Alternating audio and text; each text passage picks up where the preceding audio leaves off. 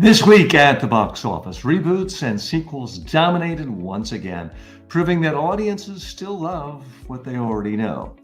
Meanwhile, a wave of Gen Z dropouts is flooding San Francisco to build the next wave of AI startups, and they're raising millions. Think Donald Trump's too old to last in office? Well, think again. Science says that high status and wealth are powerful predictors of longevity. Trump's also flipping the global trade game, demanding foreign countries pay cash to dodge new tariffs. And finally, Charlie Rose is back, 82 years old. He is relaunching and putting out a lot of new content on his YouTube show. And some of his videos are generating 250,000 views. That's not that far off from his old PBS show. All that and more today on the Communiverse. Hi and welcome. I'm TJ Walker. This is the Communiverse. We're changing names of the show, but for another few days, we are the Communiverse. I'm here in my new studio, still playing around with how things look and setting up the lighting and such. It's a work in progress, but wanted to try to get right in front of you every day on a daily basis and make the show a little bit better. Iterate to not perfection, but to get a little better every single day. Let's dive in. Nostalgia reboots rule the box office again. It's official. Hollywood is stuck in a time loop, and we're the ones hitting replay. This weekend's box office was dominated almost entirely by sequels, reboots, and long-running franchises. The Fantastic Four, First Steps led the pack with $40 million. 66% drop from last week, but still pretty good. That was followed by Bad Guys 2, the Naked Gun reboot, and the upteenth version of Superman, Jurassic World, and Mission Impossible still clinging to life. Of the top 10, only one title together was original. Everything else, safe bets. Why? Because our brain is wired for it. Psychologists call it familiarity bias. We gravitate towards names, things we already know. Pair that with risk aversion, and suddenly a mediocre Smurf sequel feels safer than a brilliant news story you never heard of. Hollywood isn't just recycling, it's profit maximizing by tapping into how our minds crave the known. And as long as we reward the behavior with ticket sales, the sequels will keep coming. So it's very popular in certain circles to bash Hollywood and say, well, there's no original ideas in Hollywood. That's not quite true. There's plenty of original ideas. There are thousands and thousands and thousands of scripts that are written every year, registered with the Guild. Pretty much none of them get made because it is too risky. Now, there was a time when you could do a movie like Sweet Smell of Success, one of my favorite movies of all time, or Chinatown, something new, different, original, creative, and it could work because so little competition. There weren't internet, there wasn't TikTok, there wasn't social media, there weren't 1,000 cable channels. And it was just frankly a lot easier to try something completely new and it could work. These days, the stakes are too high. The cost of production is too high. The cost of promotion is so high. Studio heads are looking for sure things, and nothing beats something already well known. I gotta say, I feel sorry for teenagers today having to look at the same movies, same concepts that I had to look at 30, 40, 50 years ago. So it is a little odd that people have to look at the same old stuff on the one hand. On the other hand, realize this is who we are as human beings. If you've ever gone to a restaurant and there are 50, 60, 70 entrees to choose from, and you pick the same thing you had last time, well, that's like going to see Jurassic Park 2 or Mission Impossible 11. You're sticking with the traditional of what you already know. If you've ever gone to an ice cream store that had 31 flavors or 52 flavors, and you picked vanilla or chocolate, well, you're essentially getting the reboot of the latest Marvel movie. You're getting what you already know, you're already familiar with it, and you're comfortable with it. So what does that mean to you and me if we're trying to be more successful? I think what it does mean is Don't be afraid to not steal and just copy and do the same old thing and be boring and unoriginal, but build on things that people already know. William Shakespeare built on the fact that people already knew who Julius Caesar was. He didn't just create that new character out of thin air. Great novelists do it all the time. Great musicians build on a musical environment there, and they draw inspiration from people they already know. Now, there's an old saying that thieves steal from one person, great artists steal from 10. When you're stealing from 10, you're bringing together enough ideas that people have seen other places. You're building on their ideas. Sometimes it's as little as 10% new ideas, whether it's a creative idea, whether it is a work of fiction or nonfiction. If you try to create something 100% new, original, creative, sometimes it just falls flat. People can't relate to it. There's no frame of reference.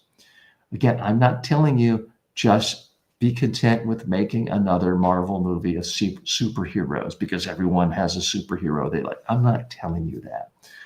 What I am telling you is think about how you can incorporate at least one item, something already known, something people are familiar with when you're launching something new. Everybody does do it. I'm guilty of it right now. I am in a set that in some way looks similar to other successful superstars and podcasters on YouTube and other places. It wasn't a completely original idea. I am wearing a jacket and a pocket square. Is it a completely original idea? Maybe I'd be original wearing a bathrobe, but that might be weird to people and turn people off. So I'm trying to do things that build on things that are already familiar to bring you in, I hope, to give you some new ideas, because that's what this show is all about.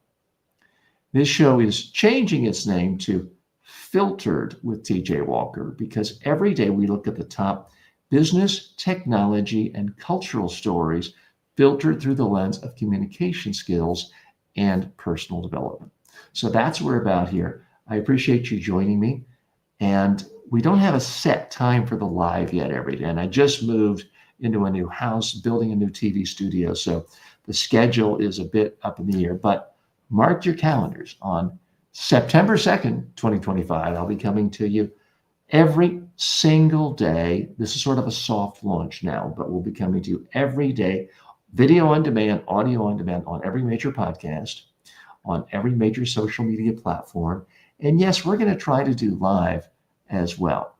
So if you have particular stories that you would like analyzed through the lens of communication skills and personal development, let me know. The whole goal of this show is to improve you. It's so easy to watch the news and just get angry and depressed, doom scroll. Oh, everything's awful.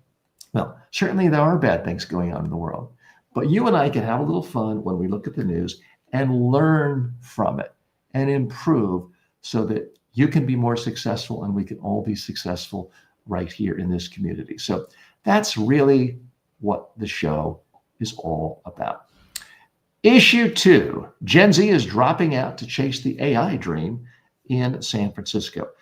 Artificial intelligence isn't just attracting PhDs and tech titans, it's drawing college dropouts and teenagers to San Francisco in droves. MIT, Stanford, and Georgetown students are leaving schools mid-degree to build AI startups. Why is this? The moment feels too big, too exciting to just sit in the classroom and study about it when you can be out creating the future. Take Brandon Foodie. He's 22 years old. He dropped out of Georgetown to co-found Mercor, now valued at $2 billion. Or Jasper Carmichael Jack, age 23, raised $35 million for his AI sales startup, Artisan. Some are even younger. 18-year-olds backed by VC firms are skipping college altogether to ride the AI wave. The energy is contagious. They're sharing ping pong tables, poker games, and millions in venture capital. It kind of feels like 2004 again, with Facebook getting really going then. Or I'm old enough to remember the late 1990s and mid 96 to 99, 2000, things were really hopping. If you're waiting for a diploma before you build something, you might be too late. That's what's being pushed out by the media. This is a story courtesy of the New York Times. I wouldn't go quite that far. We're all guilty of success bias. We read about Mark Zuckerberg and Bill Gates dropping out of college and becoming billionaires. It's far more likely to drop out of college and see a permanent lifetime loss of yearly income and net worth. So I'm not here telling you, you've got to go out and quit college. The reason this story jumped out at me is it's yet another reminder to me that so much of communication that's really important in people's lives is face-to-face. Because when you think about it, we're all connected online. I'm here in Florida today, and the next few months I'll be coming to you, whether I'm in San Francisco or Taipei, I'll be coming to you from a lot of places. It doesn't matter. But especially when you're early in your career and you're trying to find yourself, build relationships, find funding, there's nothing like face-to-face conversations. Not everything can be done on the cell phone. I know that's shocking to some people. Not everything can be done on Zoom or YouTube or through a podcast. There's still a role for one-on-one, in-person conversation. Now, it's true. Some of the 19-year-olds out in San Francisco may be in a workspace or a coffee shop, and they're chatting with someone on their cell phone who's 2 feet away, and they're doing it on their cell phone. There's still something about knowing you're physically close to someone. Now, the pandemic made a lot of people think, oh, no one needs to be in an office anymore. No one needs to be in a place like New York City or San Francisco anymore. Let's just all go off on our private island. And it did work for a while. And I moved away from the greater New York City area, but I'm in a little different place in my career than someone 18, 19, 20, 21, 22 years old. So my recommendation to you is if you are not doing exactly what you want to be doing in your career, especially if you're young and mobile, you really need to give thought to where are the people who are already doing the things you're most excited about doing, living. And then you need to live there, move there. And maybe you have to live in a crummy studio apartment with 5 other people, if that's what it takes to be in that area. Now, you look at throughout history, and certainly a lot of beatniks, poets, and artisans lived in Greenwich Village from the 1930s until it got too expensive in late 1980s, 1990s. Now, you look at the Impressionists, who all flocked around the Montmartre district of Paris in the Impressionistic age in the 19th century. And it was an exciting, and early 20th century, an exciting time where people feed on each other's energy. You do that by going out, having dinner together, having drinks together, having coffee together, I guess vaping together, if that's what you do. Human beings crave human contact in person. So if you want to be successful, you don't have to move far away. You don't have to leave your country, but you might want to consider doing it at some point in your career. I moved from North Carolina, where I grew up, right to New York City, right out of college, because I thought that's the most exciting place to be in the world if you're fascinated by media. And I did make a lot of interesting contents. Interestingly, I made a contact there that then sent me to Alabama, Florida, DC, and a handful of other places. Didn't get back to New York City for 10 years, but that was my primary professional home for the next 2 decades. I want you to really think about if your career isn't going exactly where you want. Figure out where do the people you care about. If you're really into music, maybe you move to Los Angeles. If you're into acting, move to New York City or Los Angeles. Now, make short form video on YouTube all along the way. You can, in fact, become an entertainer these days from anywhere in the world. Like the foremost TikToker in the world is from Senegal and lives in Paris a lot of the time. You can live anywhere, But if you want that extra edge, certainly in certain industries, and if you're trying to raise money for a startup, follow the money. And if you are in the AI and technology, the money is in San Francisco. There's more money in about 6 miles surrounding downtown San Francisco than there is in most of the countries of the world, in certain continents of the world. There's more money in that little area. So go where the money is, but not because it's easy to get money. It's because that's where there are interesting people already talking about the things you're talking about. That's where it's easy to get jobs, connections, information. If you are doing a startup, the people you need to hire are right there. You might meet them at a meetup in a way that you can't just do by posting a job opening on Indeed or monster.com. It's just different. Meeting people in person, having a conversation, getting excited together, bringing people in. And that's why it's so important. Are there exceptions to this rule? Sure. Probably the most successful personal development guru of the last decade is James Clear. As far as I know, he's lived in Columbus, Ohio, most of his life, still lives there, and he can live wherever he wants. So he can be around friends, family, relatives. He didn't have to move to New York to be a literary sensation. So yes, things are different for some fields. Being a writer is one of the fields that's different, but even there, so many of the most famous writers like to talk to other writers. They socialize with other writers. They share connections on who's got the podcast that will help me sell the most books. And they are networking constantly like that and going to each other's parties and having fun. So that is my lesson to you. It's also very relevant to a lot of young people who are given the option in their first job to work remotely or go to an office. It's tempting to say, oh, great, work remote. I can just be in my pajamas and drink coffee in bed and work. Big mistake, especially if you're a young person. You don't build the relationships you do if you were in the same office and could bump into people at the copy machine or the coffee pot, in the lunchroom, and have real conversations. It's the serendipity of being physically together, having real conversations. That's where you get mentors. That's where you get told about an upcoming job that no one else knows about yet, that maybe never gets advertised, but you're already there. The people who have personal connections through actual conversations are always the last people to be fired. They're always the last people to get downsized. That remote worker that you never really met, it's just a name on a screen, they're the easiest ones to lay off because there's no personal connection. So that's really the point of this story today. It's not just about AI people moving to San Francisco. It's about finding a community of people that you care about. And yeah, you can do it online, and I try to do a little of that right here online too. But if you can do it in the real world, all the better. We'll be back after these commercial messages. Imagine having a communication coach who never sleeps.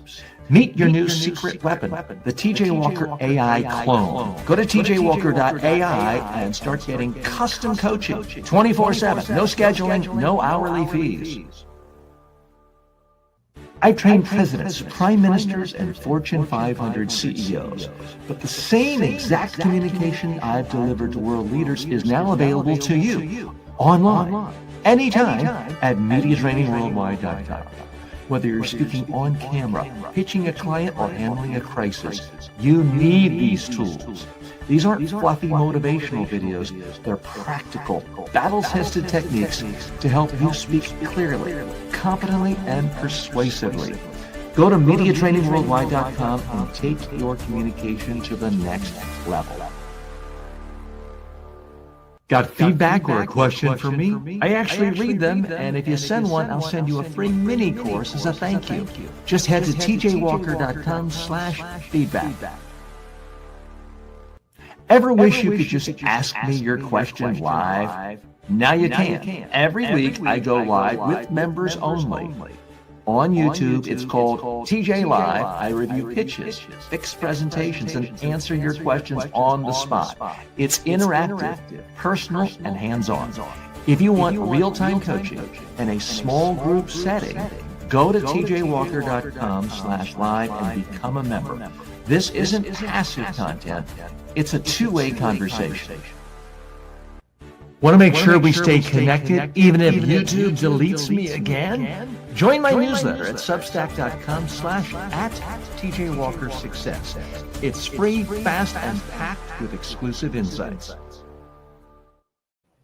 Donald Trump could live 20 more years or more, like it or not. Some people are banking on Donald Trump's age catching up with him. They think the presidency or even the campaign trail might outlast him, but if you're counting on nature to do what politics hasn't, you might be in for a long wait. Now, this is a little bit of a different story. This is one of the few stories about Trump you'll see in the news where it's not particularly partisan, and I might upset people on all ends of the spectrum too, even though it's not an ideological point I'm making. Here's why I'm suggesting that Trump might actually live a very long time. Research shows that high status individuals live longer. It might not be fair, but it is. A landmark study found that Academy Award winners live on average 5 years longer than people who were nominated for the Academy Awards but didn't win. Why? Well, the thinking is it's the prestige, it's the attention, it's the positive reinforcement. These things have real physiological benefits and effects. It lowers your stress. It gives you a better immune function. Plus, there's more access to care. Now, Trump doesn't just have status. He's drowning in it. He is these days, and I won't say whether it's good or bad or how he got it, he is a billionaire. So wealth brings you better access to health care. Plus, being president gives you better access to health care. I mean, Jimmy Carter just made it to 100. So the average age of people who get to be president has been pretty high in the last quarter century or so. Other things he has going for him. He's got the cameras, he's got the crowds, he's got the gold-plated cards. All of these things give affirmation, positive attention. The other thing, sorry if this sounds superficial, but it's related to health. He's no longer clinically obese. Trump has lost a lot of weight. I won't speculate whether it's Wegovy or Ozempic or one of those things, but he has dropped a lot of weight. He does what doctors recommend and health experts, longevity experts. He's active in the sense that he's golfing a lot. He's maybe not burning up the treadmill, but he's not just sitting. He is active and plays golf, a low impact activity, which is often recommended for people near 80, and he will be 80 in the next year. He avoids all alcohol. That's considered a good thing. And his father lived to age 93. Now, it's true. His father did have Alzheimer's, but lived to 93. That's a pretty ripe old age. And Trump seems, again, he's visibly thinner than he was in 2016 and appears to have as much energy. He's also very socially connected. That is considered a key to longevity. So often people, as they get older, retreat. They're in their own little bubble of watching TV, watching Wheel of Fortune or Fox News Channel, and not really talking to people. One thing we know about Trump, he does talk to people all day long. He's not isolated in a cabin. He's surrounded by allies, staff, fans. He has purpose. I mean, one of the things that does make people seem to live a lot longer is waking up every day and saying, I've got a purpose. Well, if you're president of the United States, even if you're one doing things that maybe a lot of people don't approve of, there's no doubt you get up in the morning feeling like you have purpose in your life. So he's actively engaged. This helps mental and physical health. And it's bizarre. There have been many cases showing you take two people, one of them, low status, low income, does all the healthy things. That person does not live as long as the person who's a bad eater, doesn't exercise well, but has high status and attention. It's not fair. I'm not saying it's fair, but it is real. So barring a freak accident, Donald Trump could easily be on the stage for another 10, 15, or even 20 years. The idea that he's not even going to finish his first term, that's not science. That is wishful thinking.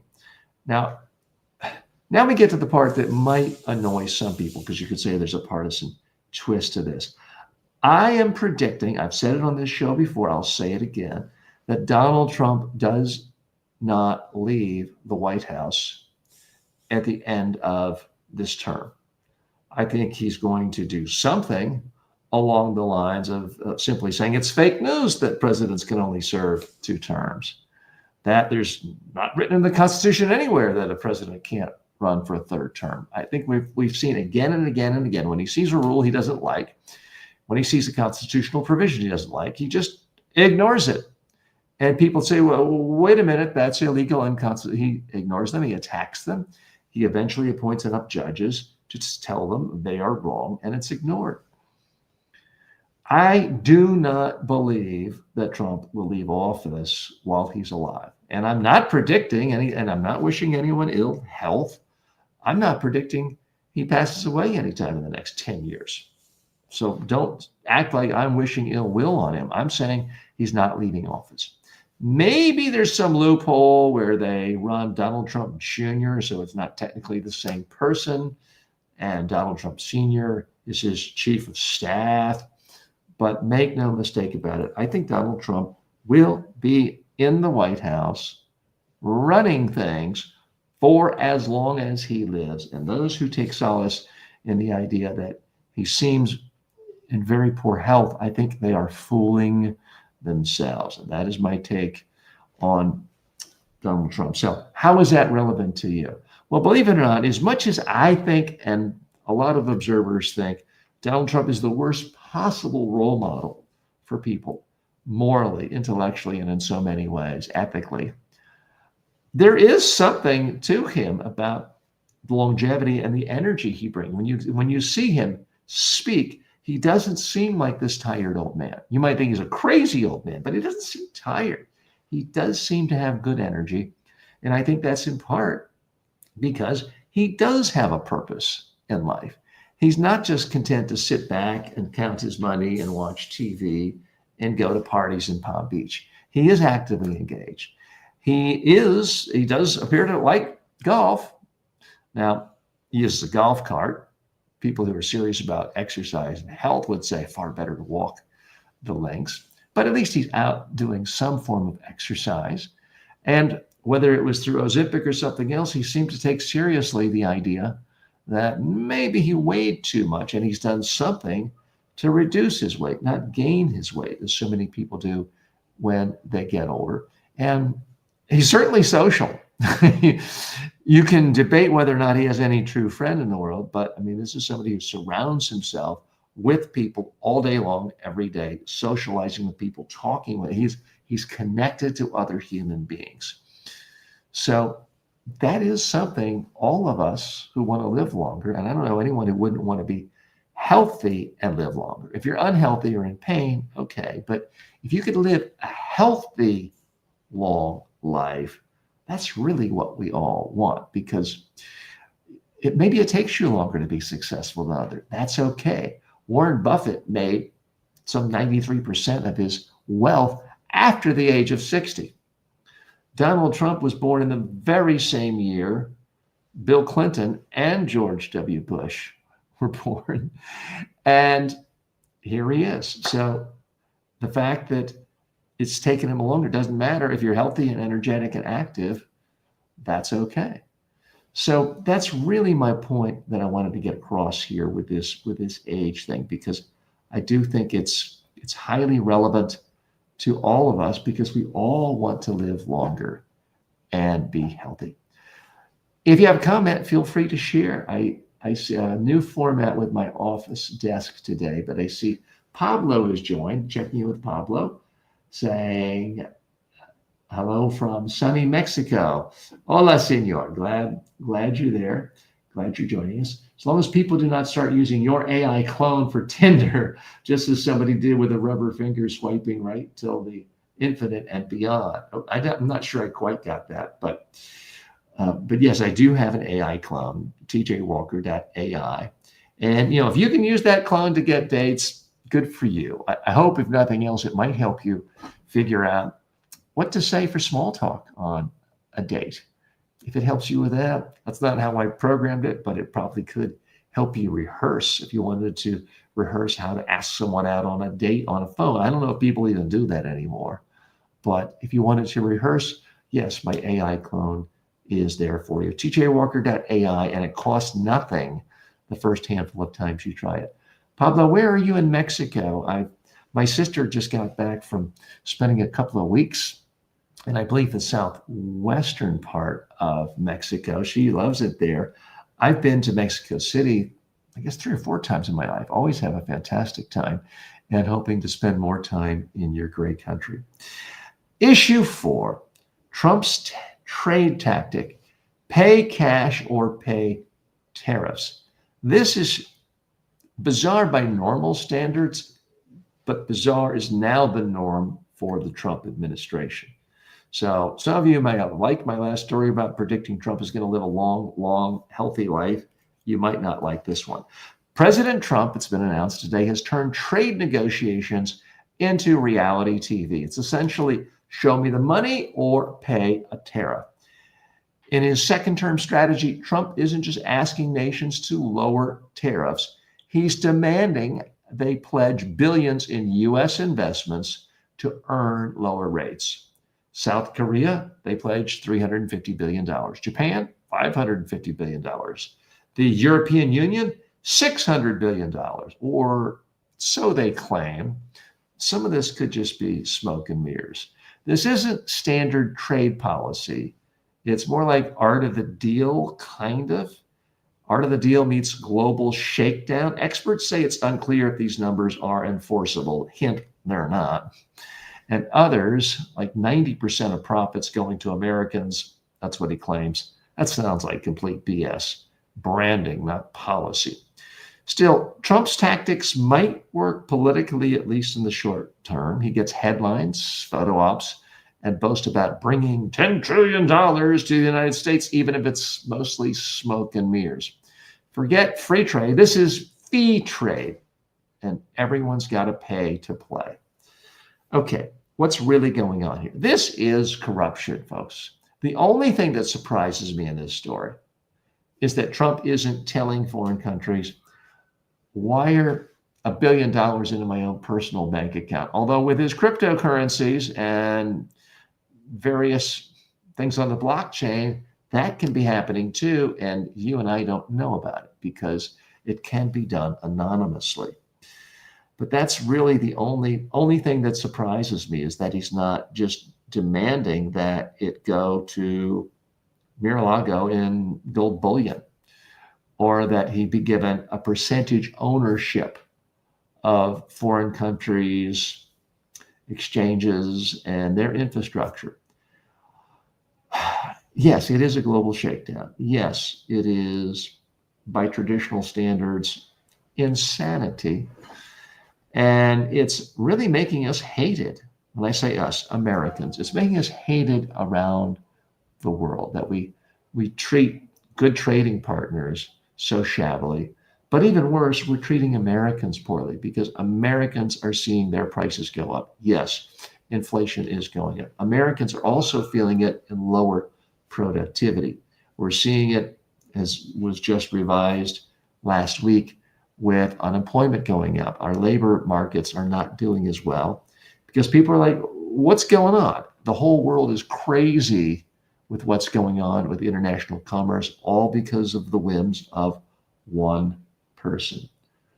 Pablo has a heart message and says, yeah, Durango, the land of scorpions. Okay, I guess that's where you're from. Thank you so much for joining and telling us about that. And I apologize on behalf of the United States for the shabby treatment our current leadership has given the good people of Mexico, implying, as he did in his first bid for office, that Mexico is essentially full of rapists, which is an absolute smear. So what's really going on here? What's the significance of this? It is yet another example of how, if you erode the lines a little bit every day, People don't even notice. I doubt I'll even remember this story 24 hours now, because if every single day is a breaking of a standardized norm that has worked well for hundreds of years, or at least decades, for worldwide commerce and the United States government, if you break one line every day, no one's going to remember any one line you broke. At some point, though, there will be accountability. Even if Trump takes control of everyone who gives out statistics from the Labor Department and the Commerce Department and every other department, and even if we have 30% inflation, he just tells people it's 0% inflation. You and I are not stupid. We will notice that our prices have gone up a third. And politicians lose their popularity very quickly when that happens. As we saw in the last couple of years here in the United States, even having inflation go up a couple of points beyond the standard 2-3% is enough to destroy a presidency. So it's going to be interesting to see. There were a lot of naysayers, a lot of commentators who predicted earlier this year that Trump's gambit on tariffs would destroy the stock market, destroy the worldwide economy, cause massive inflation and massive unemployment. And that has not happened yet, in fairness. So the people who said this is going to be so awful, it's instantaneously going to destroy markets, they are wrong. But if they didn't predict it was going to happen in the first 6 months, they're not wrong yet. We'll be following this very carefully. I do think that the real lesson here is when you have leverage, when you have power, you can twist people's arm. You can be the bully. If you're in 6th grade and you're already 5'10", 180 pounds, and the kid's walking down the street past your household to go to the school bus or to go to the playground, are in 1st grade, and they're 4 feet tall, and they're 80 pounds, yes, you can demand that they give you their lunch money. And short term, you can get away with it. You can get away with it for a day. You can get away with it for a week, maybe a month. But at some point, the kid's going to tell their parents, and there's going to be some 6'2", 220-pound father's going to come out, or mother, and they're going to say, "What are you doing? Give me the money back. How dare you torture my child just because you had the power to do so? And if you ever do that again, I'm going to wring your neck." At some point, that day is coming. Maybe not for this individual, but it's happening reputationally for Americans. Americans are developing nasty reputations around the world, or America is, because of this sort of extortion. Let's call it what it is. We've seen it domestically with CBS and Paramount paying $16 million bribes. I mean, it's a fine line. What's a bribe? What's an extortion? Depends on who's doing what first. But it's happened domestically. Now it's happening internationally. And it's ruining our reputation. In your own personal life, you don't go out of your way to work with people who demand bribes and extort you. You go out of your way to avoid those people. You don't cut them in on deals. You don't invite them to the next business you start. You try to stay away from them. Unfortunately, that is what is happening to the United States because of exactly what's going on in our federal government today.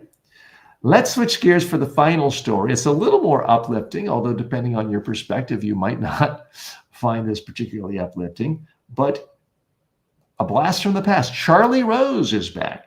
Charlie Rose was someone who had some problems a few years ago. Let's bring you up to speed. Charlie Rose is back, and he's bringing his signature hush tones and cerebral interviews to YouTube. The former PBS and CBS talk show host is now 82 years old. He's quietly launched a new channel. I should say relaunch. He's had the channel for a while, and he's got some clips from 10, 15 years ago on it, but he's got new clips interspersed. And he's putting out a bunch of new, interesting content. Some of his videos, I'm going to show you one in a moment, have racked up 250,000 views, and he's got 250,000 subscribers. His new show follows the old formula, one-on-one interviews with intellectuals, artists, and newsmakers, this time without a major network, although you could make the case YouTube is a major network these days. Rose's career imploded in 2017. Wow, it's been that long now. It's been 8 years. It happened after 8 women accused him of sexual harassment, including groping and unwanted advances. He was swiftly fired from CBS This Morning, and his long-running PBS show was canceled. Now, in the age of digital reinvention, Rose is attempting a second act, or a third or fourth. He's been around a while. There's no network, no studio, just a table, 2 chairs, and a camera. Whether audiences forgive or forget remains to be seen, but the view count suggests many are at least curious.